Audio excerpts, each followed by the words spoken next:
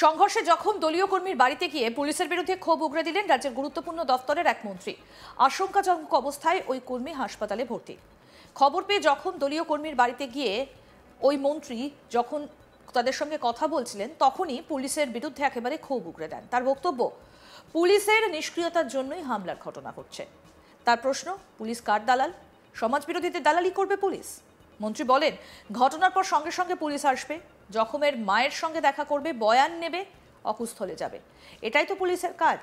কিন্তু কিছুই নেই। উল্টে পুলিশ নাকি বলেছে মিটিয়ে নাও। পুলিশ কার দালাল? কার দালালি করছে পুলিশ? আমি তো বুঝতে পারছি না। প্রসঙ্গত বলি, শনিবার 15ই নভেম্বর দুই গোষ্ঠী সংঘর্ষে উত্তপ্ত হয়ে ওঠে উত্তর 24 পরগনা জেলার খড়দা। সংঘর্ষ চলাকালীন তৃণমূলেরই এক কর্মী শেখ সুরাজ আলীকে ধারালো অস্ত্র দিয়ে বেপরোয়াভাবে আঘাত করা হয় বলে অভিযোগ। অভিযোগের তীর দলেরই অপর গোষ্ঠীর বিরুদ্ধে। আশঙ্কাজনক অবস্থায় ওই দলের কর্মী ওই হাসপাতালে চিকিৎসাধীন।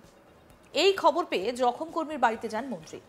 এর আগে খোদ পুলিশ মন্ত্রী মমতা ব্যানার্জিকেও একাধিক ক্ষেত্রে পুলিশের ভূমিকা নিয়ে উষ্মা প্রকাশ করতে দেখা গিয়েছিল। যেখানে বিরোধীরাই পুলিশকে শাসক দলের অনুগত বলে কটাক্ষ করে, সেখানে মন্ত্রীর এহেন মন্তব্য স্বাভাবিকভাবেই তাৎপর্যপূর্ণ। আমরা যার কথা বলছি, অর্থাৎ যে মন্ত্রীর কথা আপনাদেরকে বলছি, তিনি রাজ্যের কৃষিমন্ত্রী তথা খড়দার বিধায়ক শোভনদেব চ্যাটার্জি। কি বলেছেন মন্ত্রী, আসুন শুনে। আমাদের সুরাজের মায়ের যে বক্তব্য, সেই বক্তব্য শুনে আমি দুঃখ পাচ্ছি যে পুলিশ ঘটনার পর সঙ্গে সঙ্গে জায়গায় আসবে, মায়ের সঙ্গে দেখা করবে, যা হয়েছে হাসপাতালে যাবে, সেখানে দেখবে কি হয়েছে না হয়েছে, এনকোয়ারি করবে। কিছুই নাই। পুলিশ নাকি উল্টো বলছে যে মিটিয়ে নাও মিটিয়ে নাও। পুলিশ কার দালাল? কার দালালি করছে পুলিশ? আমি তো বুঝতে পারছি না। সমাজ বিরোধীদের দালালি করবে পুলিশ? পুলিশ তো আমাকে যে আক্রান্ত তার পাশে গিয়ে তো দাঁড়াবে। কে পুলিশ এসেছিল আমি তো জানি না, কোন পুলিশ এসে জানি না, আমি কে বলেছে আমি তাও জানি না। এদিনই নিজের বিধানসভার অন্তর্গত বেশ কিছু জায়গায় এসআইআর নিয়ে বিজেপি এবং সিপিআইএম একসঙ্গে কাজ করছে অভিযোগ করেছেন শোভনদেব চট্টোপাধ্যায়। তার বক্তব্য, যেখানে তৃণমূল, বিজেপি এবং সিপিআইএম এর একসঙ্গে বিএলএদের একসঙ্গে হয়ে যেখানে কাজ করার কথা, সেখানে তৃণমূল কংগ্রেসকে বাদ দিয়ে সিপিআইএম এবং বিজেপি একসঙ্গে কাজ করছে। এই জোটকে কটাক্ষ করেন তিনি। কি বলছেন কৃষিমন্ত্রী শোভনদেব চ্যাটার্জি, শুনবো। সিপিএম আছে, বিজেপি আছে, অন্যান্য রাজনৈতিক দল আছে। তারা যদি, তাদের যদি লোকজন না থাকে তাহলে আমাদের কিছু করার নেই। তাহলে ওই আমাদের বিএলওকে সাহায্য করবার জন্য সব বিএলই তো লোকাল লোক নয়। আমাদের পাড়ায় আমাদের ছেলেকে জিজ্ঞেস করি, আমি পাড়ায় থাকি না, আমি পাড়ায় কোনো বাড়িও চিনি না, গলিও চিনি না। আমাদের হেল্প করুন যাতে আমি বাড়ি বাড়ি যেতে পারি, বাড়ি বাড়ি পৌঁছাতে পারি অন্তত পক্ষে। তো আমাদের ছেলেরা হেল্প করার পরে প্রায় 90% বাড়ি যদি দেওয়া হয়ে গেছে, ও তো অলরেডি শুরু করে দিয়েছে ফেরত দেওয়া, মানে কম নেওয়া। ফলে যেখানে যেখানে বিএলওরা অপরিচিত, জায়গা চেনে না, সেখানে সাহায্য চাইবেই কাউর না কাউর কাছে। কোথাও সিবিএল কাছে চাইতে পারে আমি জানি না, কিন্তু তারা যেন তাদের বাড়িতে নিয়ে গিয়ে ফর্ম বিলি না করে, বাড়ি বাড়ি গিয়ে বিলি করে, যেটা ইলেকশন কমিশনের নিয়ম। আমাদের লোকেরা নিয়ে যাচ্ছে বাড়ি বাড়ি। আমার বাড়িতে এলো যখন আমাকে দিল, ফর্ম দিল, এবং আমার সঙ্গে আমাদের ছেলেরাও ছিল, তাকে পরিচয় করিয়ে দিল।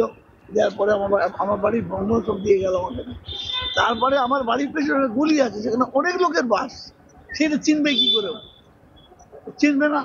স্বাভাবিকভাবে ওই গলিগুলোতে নিয়ে যাওয়া, বস্তিতে নিয়ে যাওয়া, এগুলো যেখানে ওদের সাহায্য লাগছে, যেখানে ওরা চাইছে আমাদের সাহায্য, আমরা করছি।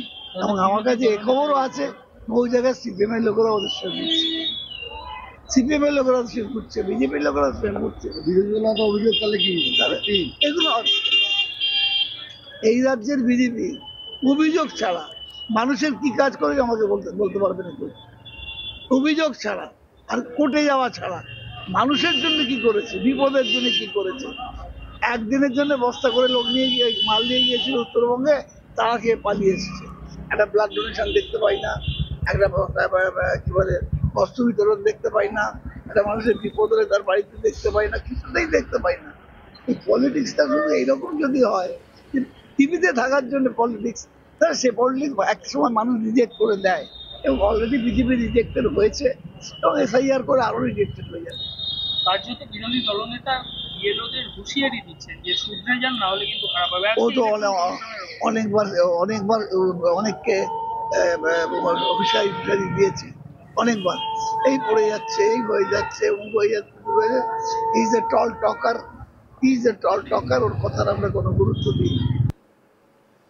শনিবার খড়দা পৌরসভার 6 নম্বর ওয়ার্ডের অন্তর্গত 77 নম্বর পার্কে কর্মরত বিএলওর বিরুদ্ধে সিপিআইএম এর বিএলএর বাড়িতে বসে ফর্ম ফিল আপের অভিযোগ উঠেছিল।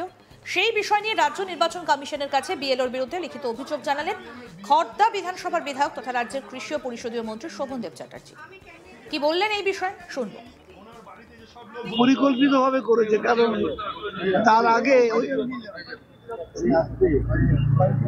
তার আগে বিএলও আমাদের যারা প্রতিনিধি বিএলএ আছে তারা তাদের নিয়ে বিজেপির লোককেও নিয়ে সিপিএমকে নিয়ে কিন্তু তার আগে ক্যাম্পেইন করছিল, মানে ফর্ম ফিল করছিল। তারপরে হঠাৎ বললো আর পারছি না, বাড়ি চলে যাচ্ছে, বলে আমাদের লোকরা চলে এসছে। তারপরে হঠাৎ আমাদের কাছে খবর আসে গোপালের কাছে যে বিএলও একটি সিপিএম এর যিনি ক্যান্ডিডেট ছিলেন পৌরসভায় তার বাড়িতে বসে ফর্ম বিলি করছে। তখন সঙ্গে সঙ্গে যায় ছুটে গিয়ে দেখে ঘরে অনেক লোক এবং বিজেপিরও একজন নেতা বসে আছে ওখানে। ফলে আজকে বিজেপির সঙ্গে সিপিএম এর যে একটা আঁতাত হয়েছে এটা বুঝতে কোনো অসুবিধা হচ্ছে না। তৃণমূলের লোক নাই ওখানে, কিন্তু বিজেপি সিপিএম এর লোক সিপিএম এর বাড়িতে বসে দিচ্ছেন।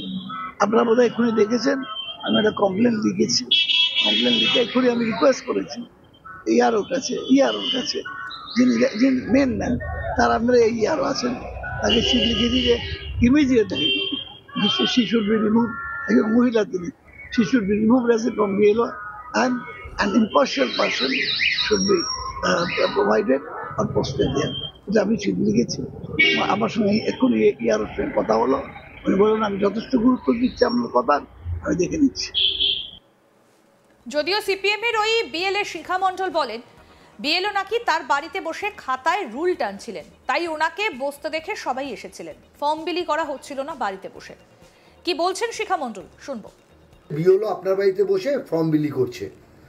না না, ফর্ম বিলি করছিলেন না, ওনার যে খাতার মধ্যে যে রুল টানতে হয় আর কি, নামগুলো যে লিখবে সেই রুলগুলো শেষ হয়ে গেছিল, উনি তখন ওইটা ইসে করছিলেন, মানে রুল টালছিলেন।